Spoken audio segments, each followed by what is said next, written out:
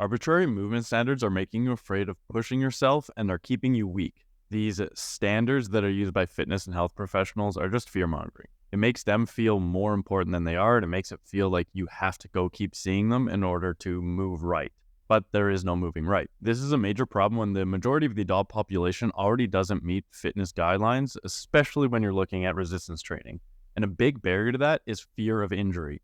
But this fear comes from these made-up fitness standards and saying, oh, deadlifts are bad for your back, squats are bad for your knees, don't have any butt wink, don't let your spine round. It's all a bunch of BS and is not actually shown to be harmful. All of these messages and standards to move right just make people too afraid, and they're just consistently bombarded by them so they don't exercise. It now creates this problem that fitness and health is something that the lower middle class and lower class can't achieve because they have to now buy personal training in order to move right because they're afraid of hurting themselves. And trying to critique someone's movement to be as efficient as possible or as safe as possible just isn't very productive, especially when they're not even moving in the first place. It also ignores the fact that the human body is adaptable and it's made to move in all different kinds of directions.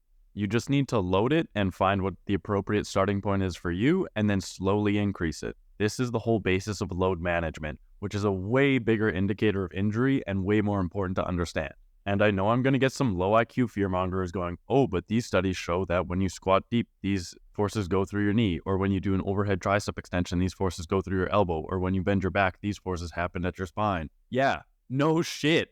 Whenever you move, forces go through your body in all sorts of different directions. That's normal. That's good.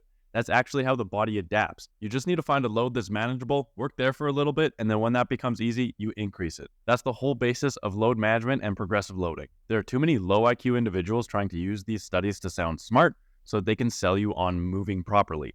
All that it shows that they lack critical thinking skills, their interpretation of these studies is just straight up wrong, and that they don't understand how to apply it to the greater context of a human being. The fear-mongering with these studies trying to avoid load or move in a certain way leads to this thinking of the human body as a machine or a car, which wear down with more uses. But the human body doesn't work like that. It gets stronger the more you use it, so you have to load it so that it can adapt and get stronger. We as humans are dynamical systems, so that means that our body's constantly changing and adapting. This is the exact premise of how you get stronger or better cardio with training. Your body adapts to that training load, and then you can do a little bit more.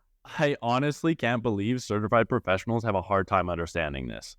If you're afraid of moving wrong, then you're going to avoid a lot of movements and leave your body underprepared and weaker when in life it inevitably has to get into those positions because life doesn't happen in straight lines and right angles. It becomes a self-fulfilling prophecy because you're weaker, so then you get injured and then you make the association that, oh, that movement's bad, when you can't see the clear connection of being underprepared because you never train it and having to do that movement at a level that's above your capacity. All of this fear-mongering has clouded your judgment. And if you want to get stronger and more resilient, then you have to overcome that fear and expose your body to a lot of different ranges of motion and a lot of different movements. You just have to pick a load, rep scheme, range of motion that's comfortable now, and then slowly increase it over time as your body adapts to it, either by increasing the weight, increasing the reps, increasing the range of motion, etc. But it's very important that you find the appropriate starting point for you. So this means you don't just hop into a 400-pound back squat or a 250-pound side bend if you've never done them before. That's just stupid. Reject all the fear-mongering that's keeping you weak and go out there and make some gains.